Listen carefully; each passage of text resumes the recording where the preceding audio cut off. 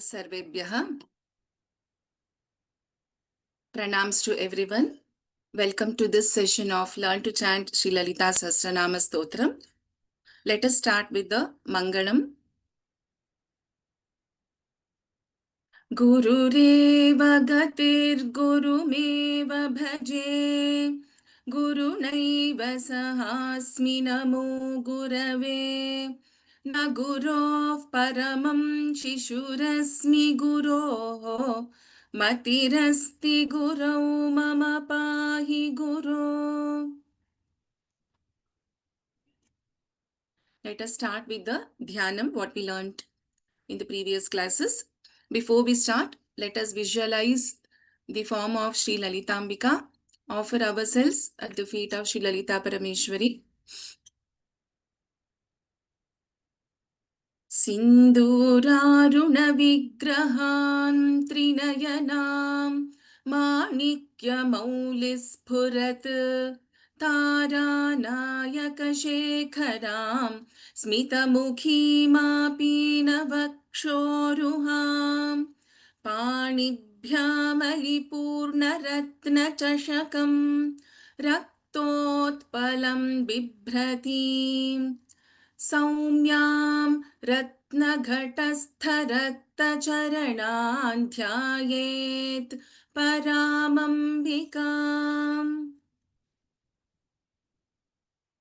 अरुणाङ्करुणातरङ्गिताक्षीं धृतपाशाङ्कुशपुष्पबाणचापाम् अणिमादिभिरावृतां मयूखैः अहमित्येव विभावये भवानीम् ध्यायेत् पद्मासनस्थां विकसितवदनां पद्मपत्रायताक्षीं हेमाभां पीतवस्त्रां करकलितलसद्धेम पद्मां वराङ्गीं सर्वालङ्कारयुक्तां सततमभयदां भक्तनम्रां भवानीं श्रीविद्यां शान्तमूर्तिं सकलसुरनुतां सर्वसम्पत्प्रदात्रीम्. Ishu, you can repeat after me. Sakumkumavilepanam Sakumkumavilepanam Kumkumavilepanam Sakumkumavilepanam Alikachumbi Sakumkumavilepanam Alikachumbi Sakumkumalepanam Alikachumbi. Listen carefully. Sakumkumavilepanam Alikachumbi Sakumkumavilepanam Alikachumbi Sakumkumavilepanam Alikachumbi Kasturikam Kasturikam Samandahasite kshanam Samandahasite kshanam Sasharachapa Sasharachapa Pashankusham Pashankusham Asheshajana Asheshajana Mohinim Mohinim Arunamalya Arunamalya Bhushambaram भूषाम्बरां भूषाम्बरां जपाकुसुमभासुराम् जपाकुसुमभासुरां जपाकुसुमभासुरां जपविधौ जपविधौ जपविधौ स्मरेदम्बिकाम् स्मरेदम्बिकां स्मरेदम्बिकाम्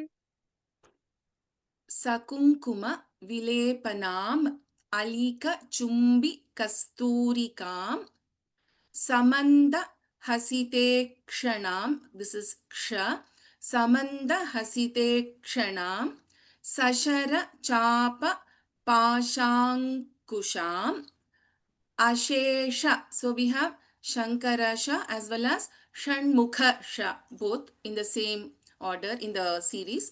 Ashesha Jana Mohinim Aruna Malya. So if we split this Ashesha Jana Mohini, then Aruna Malya. So if we chant it together, it is Ashesha Jana Mohini Maruna Malya.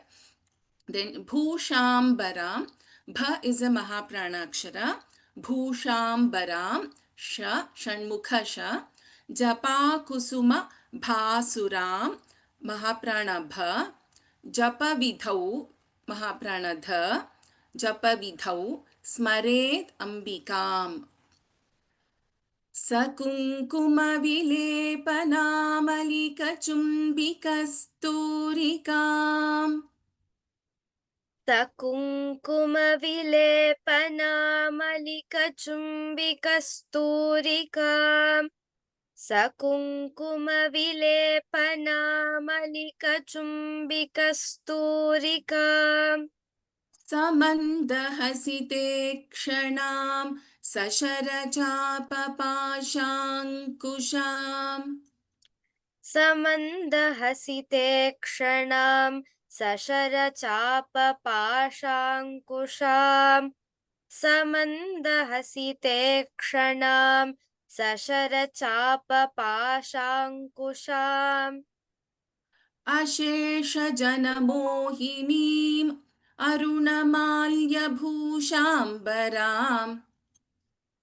अशेषजनमोहिनीम् अरुणमाल्यभूषाम्बराम् अशेषजनमोहिनीम् अरुणमाल्यभूषाम्बराम् अशेषजनमोहिनीमरुणमाल्यभूषाम्बराम् अशेषजनमोहिनीमरुणमाल्यभूषाम्बराम् अशेषजनमोहिनीमरुणमाल्यभूषाम्बराम् जपाकुसुमभासुरान् जपविधौ स्मरेदम्बिकाम्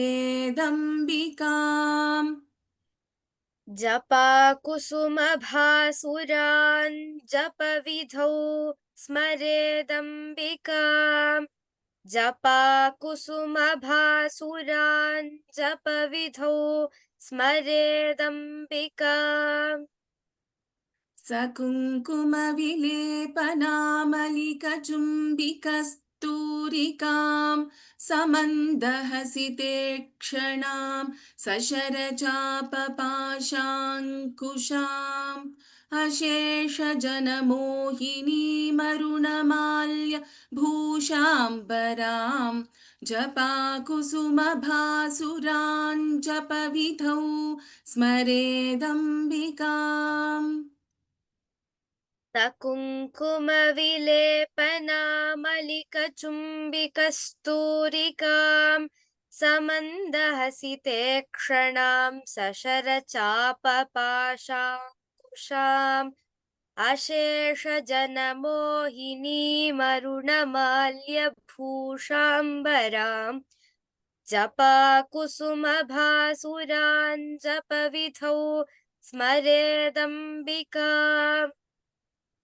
सकुङ्कुमविलेपनामलिकचुम्बिकस्तूरिकां समन्दहसिते क्षणां अशेषजनमोहिनीमरुणमाल्यभूषाम्बरां जपाकुसुमभासुरान् जपविधौ स्मरेदम्बिकाम्. Tamam. So with this, we start with the first verse of Sri Lalita Sahasranama Stotram. And as you see, it says Shri Hayagriva Uvacha because Bhagavan Hayagriva is imparting this shloka, giving this stotram to Agastya Maharshi. So that is why it is Shri Hayagriva Uvacha. Shri Matre Namaha. Let us start learning from this first verse. Shri Mata, Shri Maharagni, Shrimat Simhasaneshwari, Chidagni Kunda Sambhuta.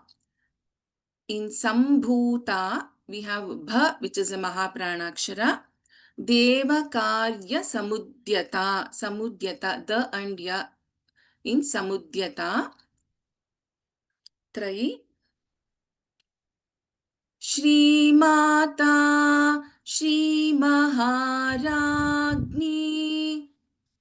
श्रीमाता श्रीमहाराज्ञी श्रीमाता श्रीमहाराज्ञी Shrimat Simhasaneshwari, श्रीमत्सिंहासनेश्वरी श्रीमत्सिंहासनेश्वरी Shri Mata, Shri Maharagni, Shrimat Simhasaneshwari. श्रीमाता श्रीमहाराज्ञी श्रीमत्सिंहासनेश्वरी श्रीमाता श्रीमहाराज्ञी श्रीमत्सिंहासनेश्वरी Chidagni Kunda Sambhuta, चिदग्निकुण्डसम्भूता चिदग्निकुण्डसम्भूता Devakarya Samudyata, देवकार्यसमुद्यता देवकार्यसमुद्यता Chidagni Kunda Sambhuta, Devakarya Samudyata. चिदग्निकुण्डसम्भूता देवकार्यसमुद्यता चिदग्निकुण्डसम्भूता देवकार्यसमुद्यता Shri Mata, Shri Maharagni, Shrimat Simhasaneshwari, Chidagni Kunda Sambhuta, Devakarya Samudyata. श्रीमाता श्रीमहाराज्ञी श्रीमत्सिंहासनेश्वरी चिदग्निकुण्डसम्भूता देवकार्यसमुद्यता श्रीमाता श्रीमहाराज्ञी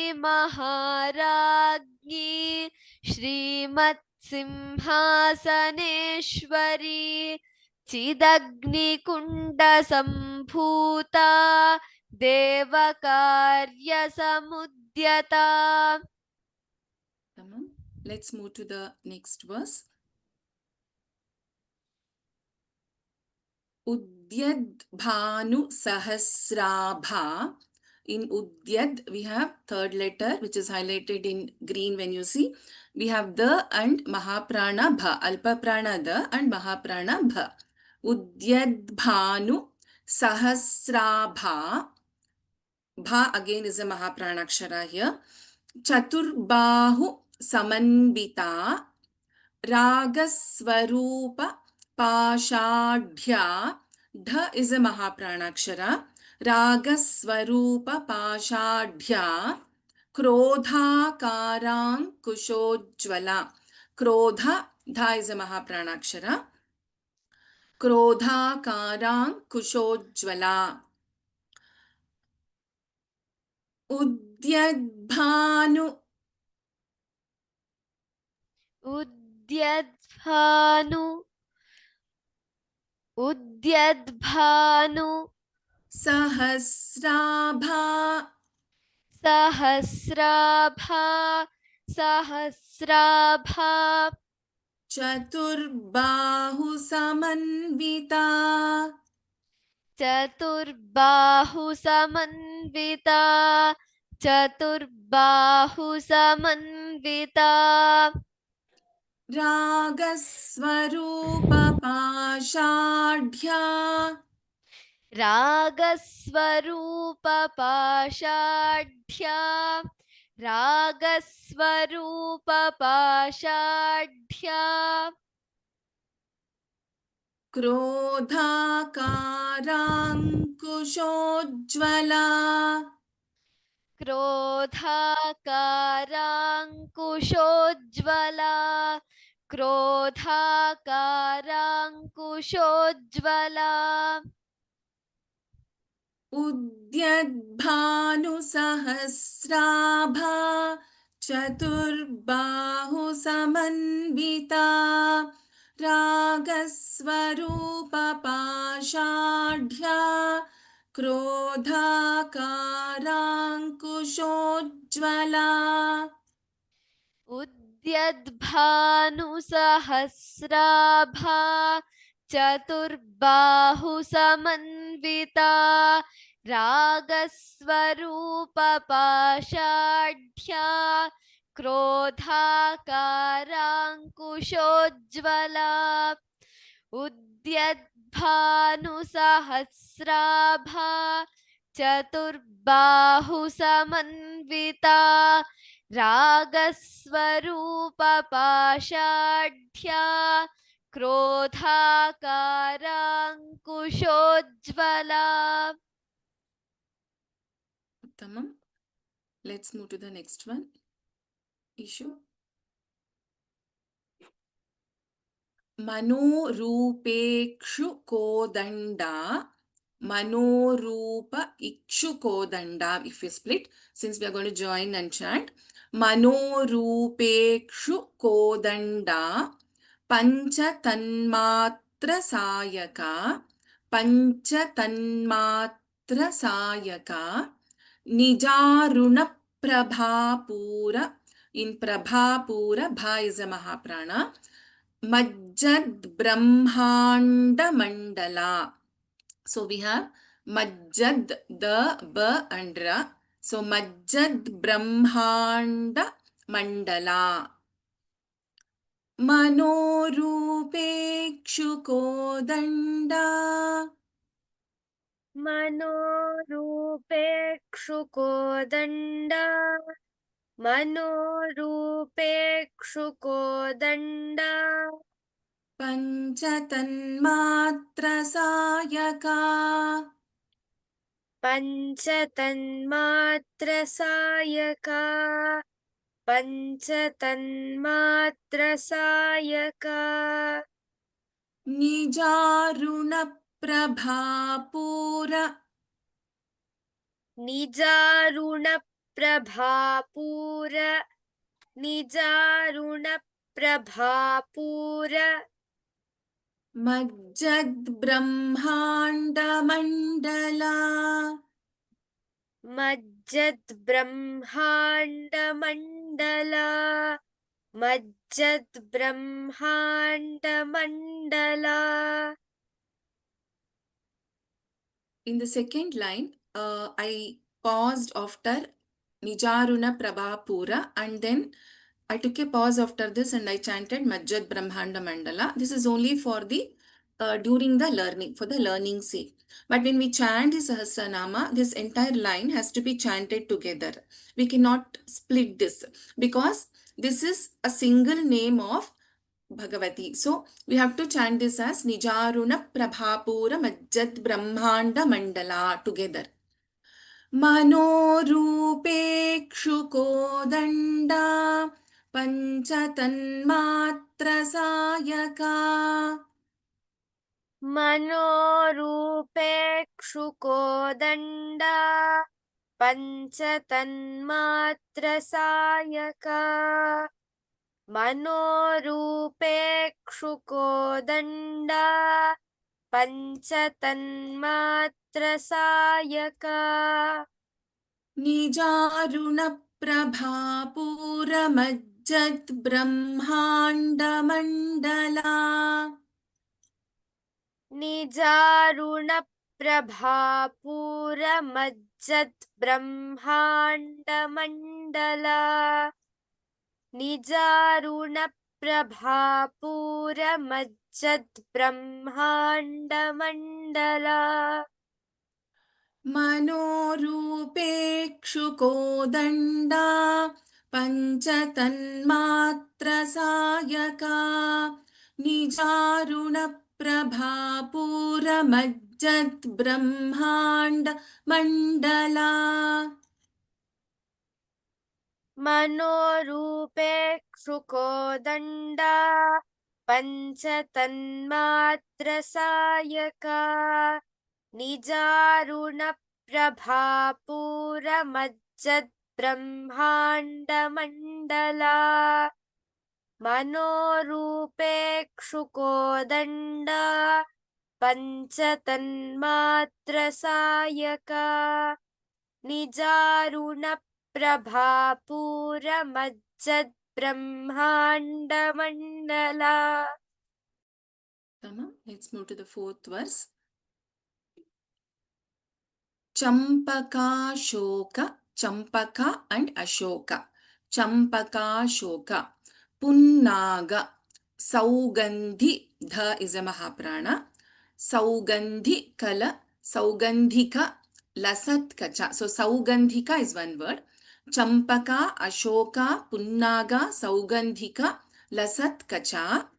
Kuruvinda Manishreni. Kuruvinda Manishreni Kanat Kotira Mandita. Champaka Shoka. चम्पकाशोक चम्पकाशोक Punnaga. पुन्नाग पुन्नाग Saugandhikalasatkacha. सौगन्धिकलसत्कचा सौगन्धिकलसत्कचा Kuruvinda Manishreni. कुरुविन्दमणिश्रेणी कुरुविन्दमणिश्रेणी Kanat Kotira Mandita. कनत्कोटीरमण्डिता कनत्कोटीरमण्डिता Champaka Punnaga Saugandhikalasatkacha. Kuruvinda Manishreni Kanat Kotira Mandita. चम्पकाशोकपुन्नागसौगन्धिकलसत्कचा कुरुविन्दमणिश्रेणी कनत्कोटीरमण्डिता चम्पकाशोकपुन्नागसौगन्धिकलसत्कचा कुरुविन्दमणिश्रेणी कनत्कोटीरमण्डिता. So again, these two lines are For instance, Champaka Shoka Punnaga Saugandhi Kalasatkacha is one name. Kuruvinda Manishreni Kanat Kotira Mandita is one name. So we cannot break this, like we cannot chant this as Champaka Shoka Punnaga Saugandhi Kalasatkacha. So we generally don't do this because it is one single name of Devi. We have to chant this together. Fifth verse. Ashtami Chandra. In Ashtami, we have Shanmukha Sha and then we have Alpa Pranata. Ashtami Chandra Vibhrajat. Vibhrajat, Bha is a Mahaprana. Ashtami Chandra Vibhrajat. Alikasthala. So if we split Vibhrajat and Alikasthala, Tha is a Mahapranakshara. Shobhita, Bha is a Mahapranakshara. Ashtami Chandra Vibhrajat Dalikasthala Shobhita. Mukha Chandra, Mukha, Kha is a Mahapranakshara. Kalankabha, Bha is a Mahaprana. Mruganabhi, Bha is a Mahaprana. Visheshaka, Shankara Sha and Shanmukha Sha. Visheshaka. Ashtami Chandra Vibhrajat. Ashtami Chandra Vibhrajat. Ashtami Chandra Vibhrajat. Alikasthala Shobhita. Alikasthala Shobhita. Alikasthala Shobhita. Mukha Chandra Kalankabha. Mukha Chandra Kalankabha. Mukha Chandra Kalankabha. Mriganabhivisheshaka. Mriganabhivisheshaka. Mriganabhivisheshaka. Ashtami Chandra Vibhrajadalikasthala Shobhita. Ashtami Chandra Vibhrajadalikasthala Shobhita.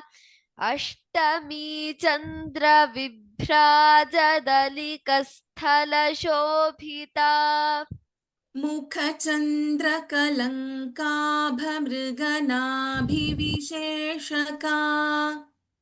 Mukha Chandra Kalankabha Mriganabhivisheshaka. Mukha Chandra Kalankabha Mriganabhivisheshaka. Ashtami Chandra Vibhrajadalikasthala Shobhita. Mukha Chandra Kalankabha Mriganabhivisheshaka. Ashtami Chandra Vibhrajadalikasthala Shobhita.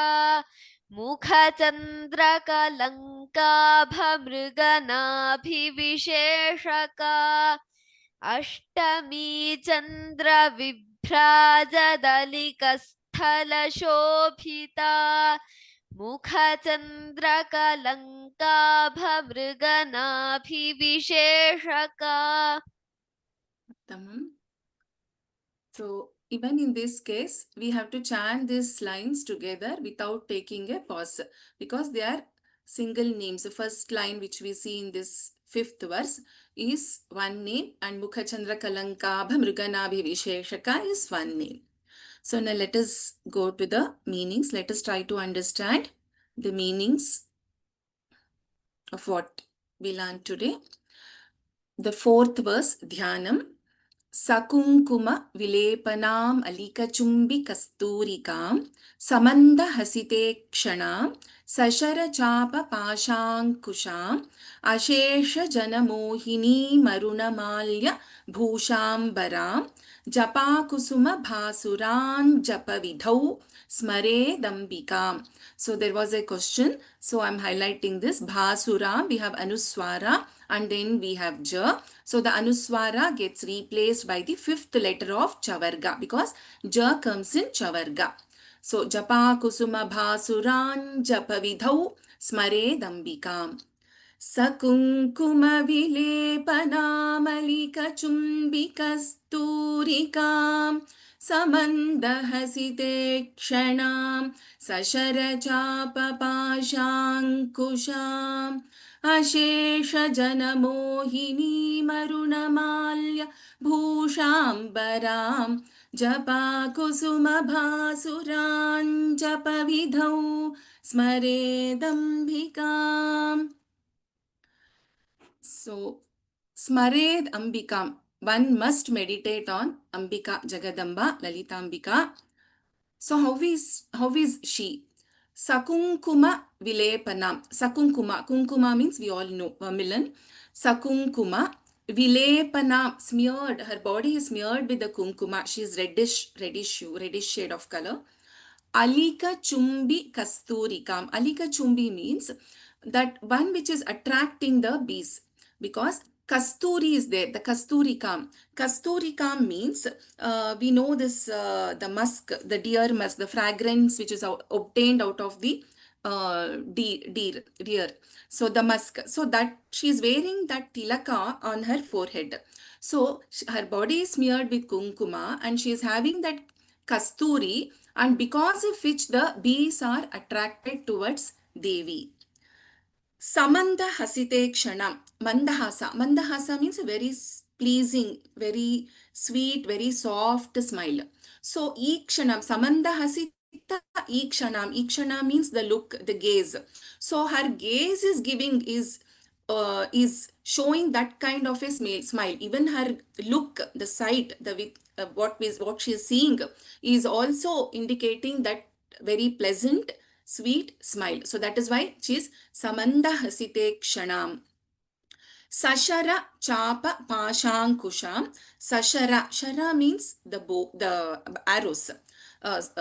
Chapa Pashankusham. Chapa, we have the bow. So Sashara Chapa means she is holding the arrows and the bow. Pasha. Pasha, we know, we saw in the previous verse also, the noose or the rope, Pasha. And she is also having the Ankusha. Ankusha, the elephant hook, which is used by Mahots, the elephant carers, to control the elephants. So, Samanda Hasitekshanam Sashara Chapa Pashankusham. So, this verse is a continuation of the Dhyana Shlokas. So, this is the last Dhyana Shloka. So, we are visualizing the Devi further in this form. Ashesha Jana Mohini. Shesha means something which is left out. Something is remaining. Ashesha means there's nothing remaining, which means everyone. Ashesha Jana means everyone. Everyone are attracted. She is capable of attracting everyone. Mohini. Ashesha Jana Mohini means everybody is attracted to Devi. There's no one left who is not attracted to Devi. That is why it is Ashesha Jana. Aruna Malya Bhushambaram. Aruna, we know what is Aruna now. Aruna means the shade of red. So Aruna Malya, she is wearing the garlands, red colored garlands. Bhushambaram, her attire, her ornaments are all red in color. Aruna Malya Bhushambaram, she is dressed in reddish color, garlands and ornaments. Japa Kusuma Bhasuram. Japa Kusuma. Japa Kusuma means the hibiscus, the hibiscus which has got a reddish hue. Red hue is called as Japa Kusuma. So she's shining with the shade of that red hibiscus. She's shining like a red hibiscus. Japa Vidau in Japa Vidhi, when we meditate on Devi, when we contemplate on Devi, we visualize this form. What is it? She is smeared, her body is smeared with vilepana, with what? With kunkuma, and she is having a kasturi tilaka, which is attracting the bees. She is, her gaze, her sight is, her look itself is like as if she is giving a very beautiful, peaceful smile. She is holding a bow, arrow, and noose and a elephant hook. Everyone are attracted towards this beautiful Jagadambika, and she is wearing red colored garlands and ornaments, and she is shining with the shade of a beautiful hibiscus flower. So one must meditate on this Lalitambika in the Japavidhi while contemplating on her while doing the dhyana of Devi.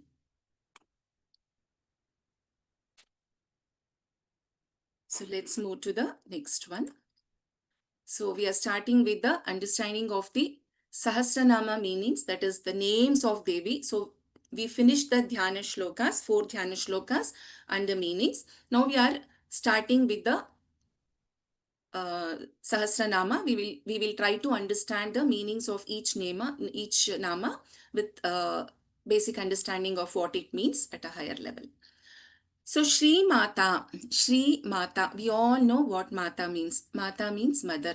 You have come across different mothers, right? One, the mother who has given birth to us. We have Prakriti Mata, we have Go Mata, the cow. We have our motherland, Desha, so that is our Bhasha. So we have different mothers. Now here we have a supreme mother, a supreme universal sacred mother. That is why she is Shri Mata. The prefix Shri here, what it means is, Shri, generally you would have come across the words like Shri Hari, Shri Matham, Shri Rama, Srimad Ramayanam, right? So Shri Lakshmi. So Shri is something which is used as a something to indicate auspiciousness, Mangala. It is something to indicate greatness, prosperity, etc. So Shri Mata. So the Mata here, the supreme sacred mother of the universe, Devi is a Shri Mata. She is the creator of the universe and she is the mother who is capable of relieving us from this chakra of rebirth, the cycle of rebirth. Shri Maharagni. So Ragni means queen, Rani, right? She is not just an ordinary queen, she is a Maharagni. She is an empress. She is a great empress. Maha is there and Ragni is there, and also this is prefixed by again Shri. What does it indicate? She is the great empress. So what does an empress do? What does a Maharagni do? Maharagni protects and nurtures everyone, protects and nurtures her devotees, protects and nurtures the universe. That is why she is a Maharagni. She is also the Maharagni of Parameshwara. So Parameshwarasya Hrudaye Virajati. So she is shining, she is seated on the Hrudaya of Ishvara, Parameshwara. So she is a Maharagni. Shrimat Simhasaneshwari. Again, Shrimat is there. Shrimat indicates the greatness, Mahaniti, and it indicates, as I said, something which is prosperity. Shri has a very auspicious meaning. So, Shrimat Simhasaneshwari. She is seated on the lion throne. So she is the ruler who is seated on the lion throne. See, in the previous name we saw Shri Maharagni. So where does the Maharagni sit? Obviously on the throne. And here we are talking about Shri Mata, Shri Maharagni. So she will be seated on a Shrimat Simhasaneshwari. Not just an ordinary throne. It is the Shrimat Simhasaneshwari. And we also know that being seated on the Simhasana, she killed the asuras like Mahishasura, Bhandasura and others. So Shrimat Simhasaneshwari. Ishwari means the ruler, one who rules the universe and whose throne is the Simhasana. So if we look at these three names, Shri Mata, Shri Maharagni, Shrimat Simhasaneshwari, Shri Mata is the creator of the universe. She is the sacred mother. A sacred mother can create what kind of an universe? Obviously, she can create a sacred universe only. So, pure universe only. Shri Maharagni. So, as a Mata, she has created this universe. As a Maharagni, what she is doing? She is protecting. She is entertaining, she is protecting, she is nurturing, she is taking care of one and all as a Maharani, as her ruling this entire universe. Now, being seated on the Shrimat Simhasana, she is also destroying the evil forces, the Asuras, and she, having seated on the Hrudaya Simhasana of Parameshwara, she is also doing the Laya Karya. So here Srishti, Sthiti and Laya. Srishti, Sthiti and Laya. All these three she is doing. So the first line, Shri Mata, Shri Maharagni, Shrimat Simhasaneshwari indicates Srishti, Sthiti, Laya Karya of Jagadambika. Chidagni Kunda Sambhuta. Chit Agni Kunda Sambhuta. Chit means the pure consciousness or Brahma. Chit. Agni Kunda, it is the fire altar, the Agni Kunda, the fire. Sambhuta means one who is born, one who has come out of the altar of the fire. Of what kind of fire it is? Fire of pure consciousness. So what does this fire do? This fire dispels the ignorance. This fire dispels the darkness. This fire dispels the ajnana which is there in all of us. So she is the Chidagni Kunda Sambhuta. She is born from the altar of fire of pure consciousness, that is Chid, a pure consciousness or the Brahma. Devakarya Samudyata. Devakarya Samudyata means Devakarya is the work of the Devata's work. So what was the Devata's work? If you remember, Devatas prayed to Jagadambika for the destruction, for the nasha of the Asuras, Rakshasas, demons like Bhandasura, Mahishasura and others. So she manifested herself for the destruction of evil and for fulfilling the desires or fulfilling the work, aspirations of Devatas. Samudyata, born. Udyata means born. Samudyata means born for a good purpose.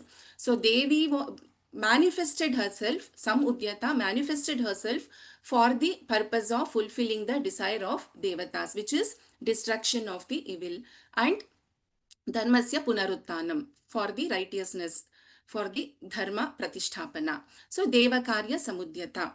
So it's not only for the devakarya. So if we look at ourselves, if we meditate on Jagadambika, so our and have her in our simhasana, our Hridaya simhasana, she dispels the darkness and she brings across the good things. She brings across, she will kill the ego that we have. She will bring across the bhakti that we have, which is also a devakarya. So she is doing the devakarya, be having manifested by herself for fulfilling the desires of devatas and the devotees.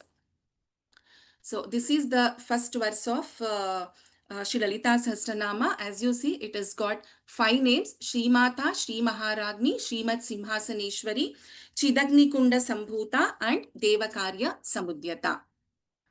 Let us look at the next one. Udyadbhanu Sahasrabha Chaturbahu Samanvita Ragaswarupa Pashadhya Krodhakarankushojjvala. Udyat Bhanu Sahasrabha. So here Udyat means rising. Udyat, we saw in the previous verse also, Samudyata was there. It is the same. Udyat, rising. Bhanu means Surya, sun. Udyat Bhanu, rising sun. Sahasra means thousands. Abha means splendor or brightness. So she is the one who is as bright as thousands of rising suns. So Udyat Bhanu, rising suns, if we think about the rising sun, when the sun is rising, it is usually in that shade of red color, Aruna. So reddish color, and it is very cool, right? In the morning when the sun rises, it is initially very cool. And after some time, it gets very hot. But with the Devi, she is always pleasant and cool. Though she is like the Udyat Bhanu Sahasrabha, she has the splendor of 1,000 rising suns. She is very cool still towards her devotees. Chatur Bahu Samanvita. Chatur means 4. Bahu means arms. Samanvita. She is endowed with, she is possessed with 4 arms. Chaturbahu Samanvita. She is having 4 arms. So here we are seeing the physical form of Devi, how she was born. If we remember the previous verse, we said she came out of the, Chidagni Kunda Sambhuta. She was born from the Chidagni. And now we are talking about how was she when she, how does she look after she was born? It was like she was similar to the splendor. She had the splendor of thousands of rising suns and she had 4 arms. Raga Swarupa Pashadhya. In the Dhyana Shlokas we came across this, and she was holding the noose of desire. Pasha Pasha means the noose or the rope. Pashadya, holding the noose. Ragaswarupa means holding the noose of desire. So what does a noose do? Like, what does a rope do? It helps us to pull an object towards us, right? So Devi is pulling the, our, the bhaktas, us towards her with her affection, fulfilling our desires, fulfilling our aspirations. She is pulling us towards herself. Krodha karankushojjvala, Krodha akara ankusha ujjvala. If we split this name, this is one name. Krodha means we know it's an emotion, it's an anger. Akara means shape. Akara also means knowledge. Ankusha, we know now that it is an elephant hook. Ujjvala, again shining. So Devi is shining with the god of wrath. So what is it? We are focusing here on two things: Krodha and the akara, the knowledge and the emotion, which is the anger. So the ankusha is the only weapon which can control the elephants, right? Which the Maots use for controlling the elephants. So here Devi is having the Ankusha, which represents the Krodha and Akara, which represents the anger, the power, symbolizing the power over our emotions. And also with that Ankusha and with her knowledge Akara, she has the capability to bind and guide her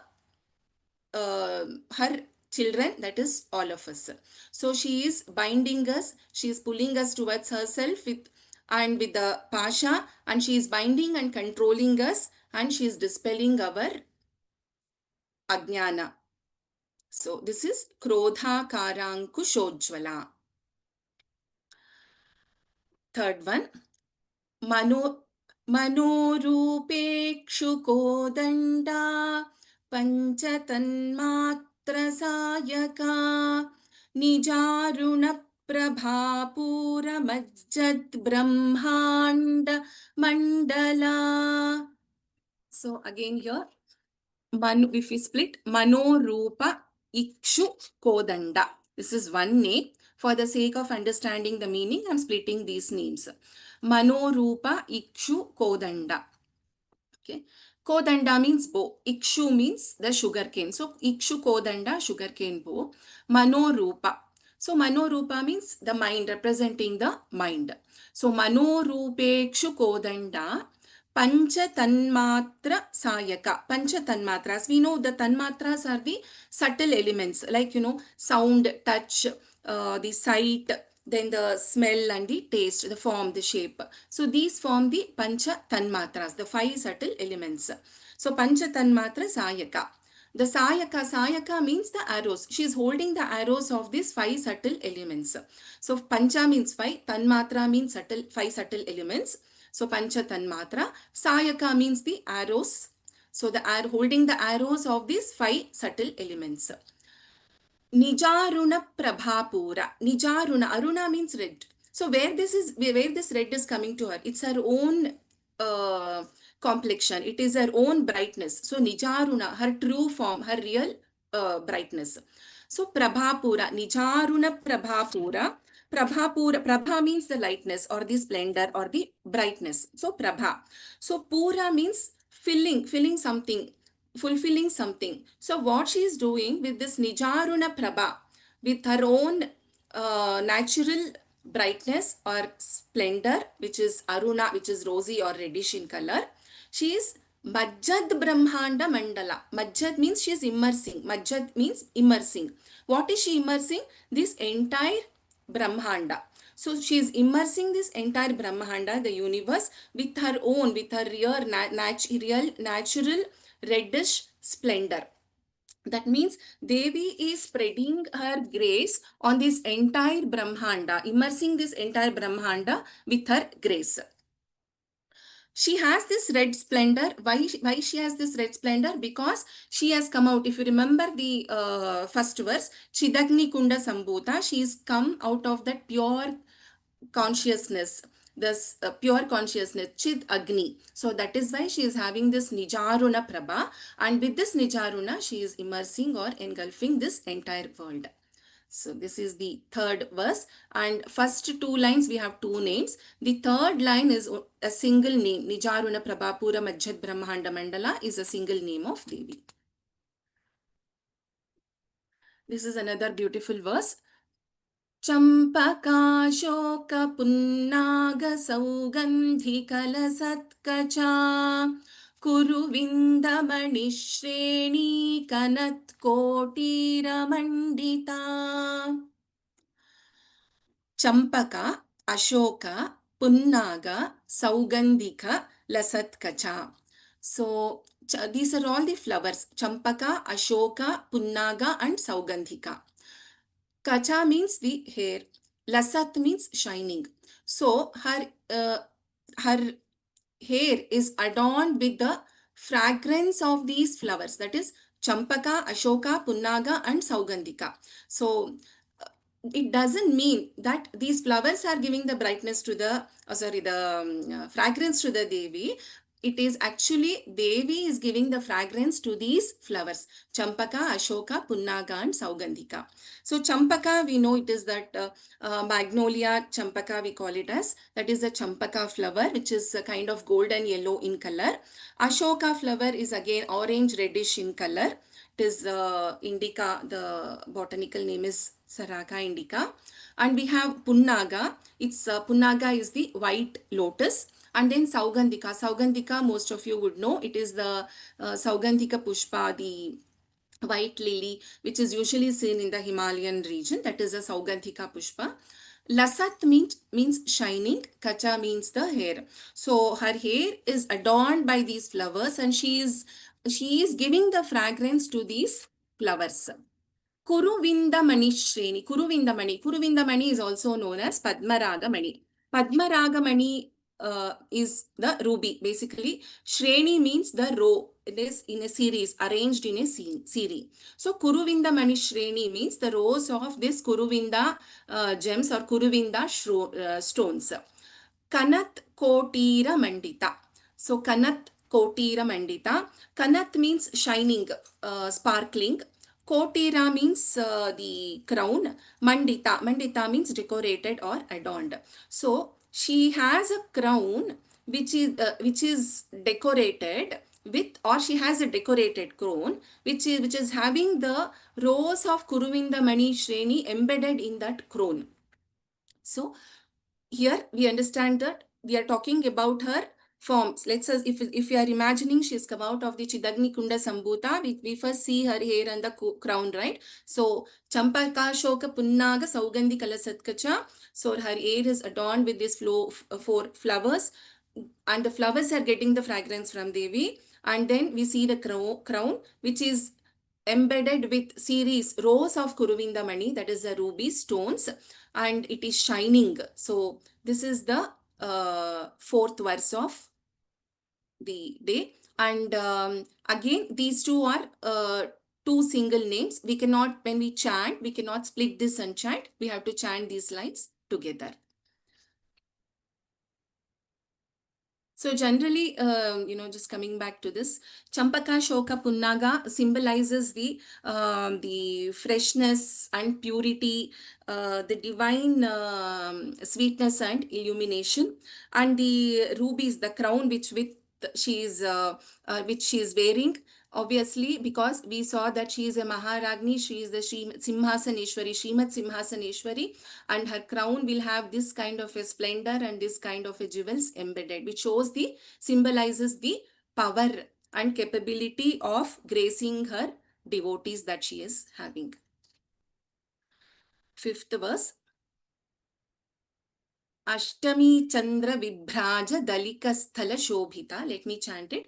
Ashtami Chandra Vibhraja Dalika Sthala Shobhita. Mukha Chandra Kalankabha Mruganabhivisheshaka. Ashtami means 8th. Ashtami Chandra, the Chandra who is seen on the 8th day. Ashtami Chandra. Vibhrajat means shining. So if we split, Ashtami Chandra Vibhrajat Alikasthala Shobhita. Alikasthala means the forehead. So again, if we imagine the Devi having been born out of the Chidagni. So when she comes, we described about her hair, then we spoke about the crown. Now we are talking about the Lalata, that is the Alikasthala. So she is having a Alikasthala, a bright Alikasthala, and this is like the semi-circular moon because it is the 8th day, Ashtami Chandra. So the semi-circular moon, the crescent which is seen on the 8th day, that is how her Alikasthala, her forehead is. So Ashtami Chandra Vibrajat Alikasthala Shobita. Then we are talking about her Mukha Chandra, her face, which the face itself is a moon. Mukha Chandra. So in how on a Chandra there is a Kalanka or a spot. Similarly, there is a Mruganabhi. See, if you see this, there is a word called as Visheshaka in this line, the last word. So there is something Vishesha here. What is that Vishesha? There is a Mruganabhi Kalanka. That means there is a spot on her moon-like face. What is that spot? That is the Kasturi. We know now what is the Kasturi. We saw in the previous verses. So her face is adorned with a spot which is like a Kasturi mark on her forehead. It can be the spot, the Tilaka. Now, usually we know that a spot is kept on the face. We keep it for small children also, right?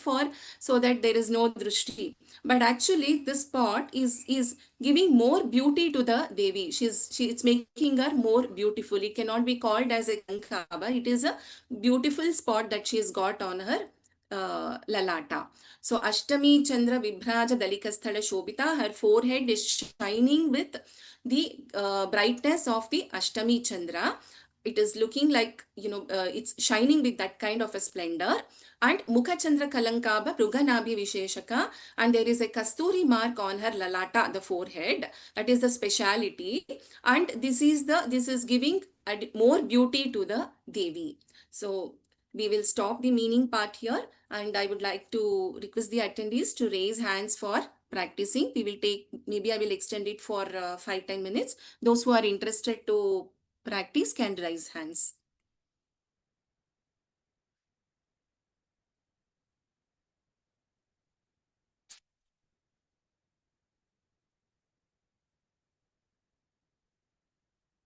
Tara Bhagini, you can start from Sakunkuma, the fourth Dhyana verse.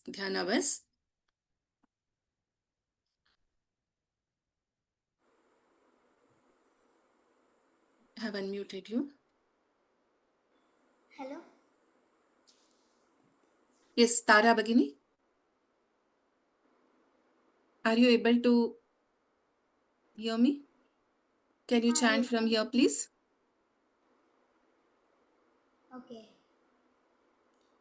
सकुङ्कुमविलेपनामलिकचुम्बिकस्तूरिकां समन्दहसिते क्षणां सशरपाशपाशाङ्कुशाम् Tara, Sashara Chapa Pashankusham. Can you repeat? सशरपाशाङ्कुशाम् अशेषजनमोहिनीम् अरुणमाल्यभूषाम्बरां जपाकुसुमभासुरां जपविदौ स्मरेदम्बिकाम्.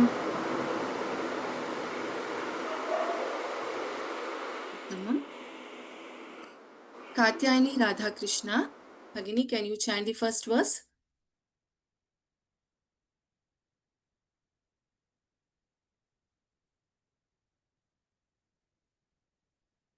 I have unmuted you.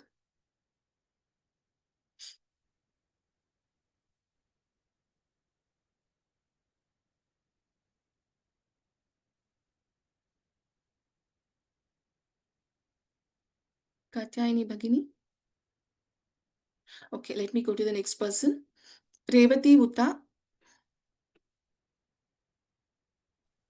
Namaste.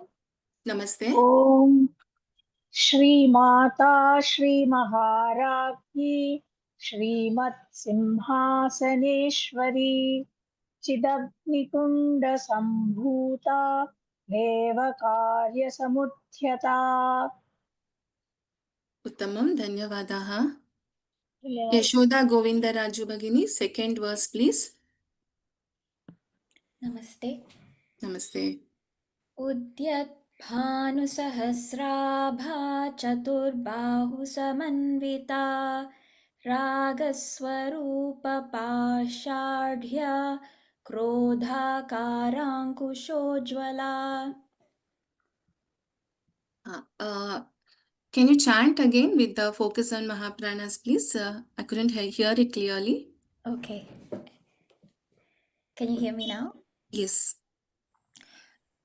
उद्यद्भानुसहस्राभा चतुर्बाहुसमन्विता रागस्वरूपपाषाढ्या क्रोधाकाराङ्कुशोज्ज्वला. Uttamam. Very good. Well chanted the Mahaprana Aksharas. Remember, wherever there is doubling, like for example, Krodha Karang Kushojjvala. Okay, you should notice these things. क्रोधाकाराङ्कुशोज्ज्वला. Kushojjvala is, there is no stress on Kusha. Krodha Karang Kushojjvala. Ja, ja. क्रोधाकाराङ्कुशोज्ज्वला. Right. Dhanyavadaha.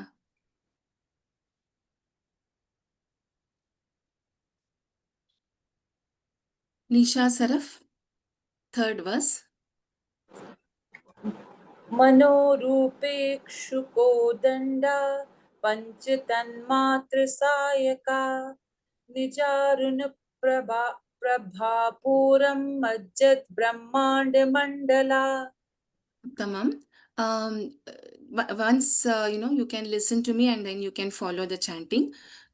Manorupekshukodanda panchatanmatrasayaka. Focus on panchatanmatrasayaka.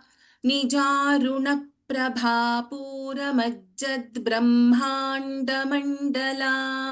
Can you try? Right. मनोरूपेक्षुकोदण्ड पञ्चतन्मात्रसायका निजारुण प्रभापूरमज्जत् ब्रह्माण्डमण्डला. Uttamam, good try. Dhanyavadaha. Jyoti Shanai, fourth verse.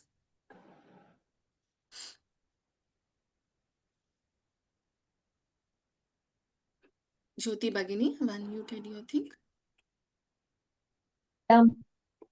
चम्पकाशोकपुन्नागसौगन्धिकलसत्कचा कुरुविन्दमणिश्रेणीकनत्कोटीरमण्डिता. Uttamam, in the first line, Champaka Shoka Punnaga Saugandhikala Satkacha. Dhi is not Dirgha, it is a Hrasva. Saugandhikala Satkacha. Can you just chant this pada? I agree. चम्पकाशोकपुन्नागसौगन्धिकलसत्कचा. Uttamam, Dhanyavadaha.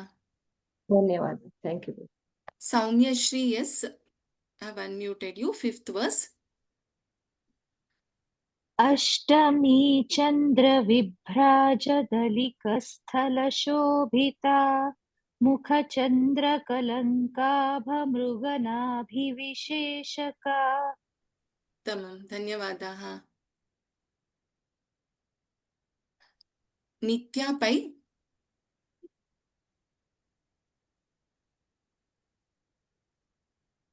Nitya Pai, I have unmuted you, I think. Yes, ma'am. Huh.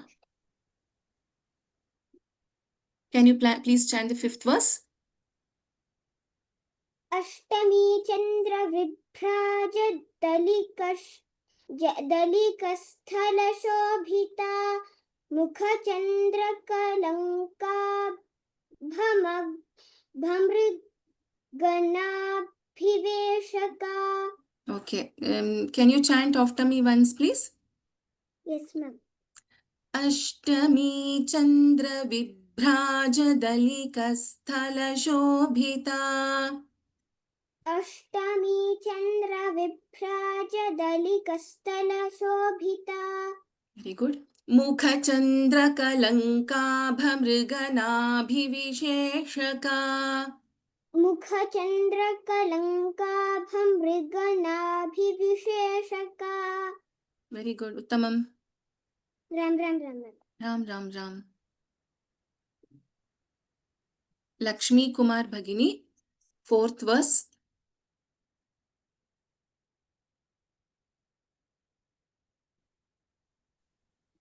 Lakshmi Kumar Bhagini. Namaste. 4th verse.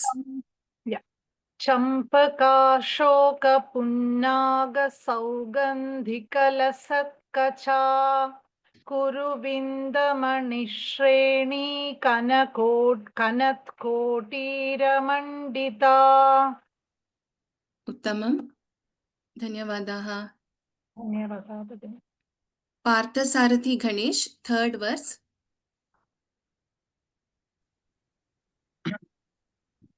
मनोरूपेक्षु कोदण्डा पञ्चतन्मात्रसायका निजारुणप्रभाभूर मज्जत् ब्रह्माण्डमण्डला Tamam. Dhanyavadaha. Rajeshwari Muralidharan, 2nd verse.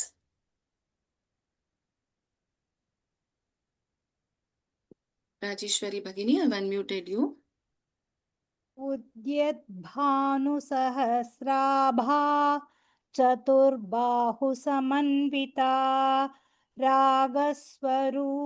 रागस्वरूपपाषाढ्या क्रोधाकाराङ्कुशोज्ज्वला Uttamam. Dhanyavadaha. Maruti Praveen Mahodaya, 1st verse. ॐ श्रीमाता श्रीमहाराज्ञी श्रीमत्सिंहासनेश्वरी चिदग्निकुण्डसम्भूता 1 second. Somebody else is also chanting. Others request to please go on mute. Go ahead, Mahodaya. Parthasarathi Ganesh Mahodaya. Thank you. ॐ श्रीमाता श्रीमहाराज्ञी श्रीमत्सिंहासनेश्वरी चिदग्निकुण्डसम्भूता देवकार्यसमुद्यता Uttamam. Let me call out the last person. Vijay Lakshmi Murugeshan Bhagini, 1st verse, the Dhyana verse, the 4th Dhyana verse. Hari Om ma'am Ram Ram Ram. सकुंकुम विलेपना मलिकचुम्बिकस्तूरिकां समन्द असितेक्षणां शशरत् चापपाशाङ्कुशाम् अशेषजनमोहिनीम् अरुणमाल्यभूषाम्बरां जपाकुसुमभासुरां जपविधौ स्मरेदम्बिकाम् Tamam. Just that in the last line, Japa Kusuma Bhasuran Japa Vidhau Smare Dambikam. Can you try the last line again, please? Sure, ma'am. Japa kusuma bhasuram japa vidho smare nambikam. Tamam. Dhanyavadaha. Well chanted, Ram, everyone. Though this is just the 3rd class, you've all tried really very well and chanted well. Uttamam. Let us end today's class with the Mangalam. सर्वमङ्गलमाङ्गल्ये शिवे सर्वार्थसाधिके शरण्ये त्र्यम्बके देवी नारायणि नमोऽस्तु ते. Pranams to everyone. Punarmilamah.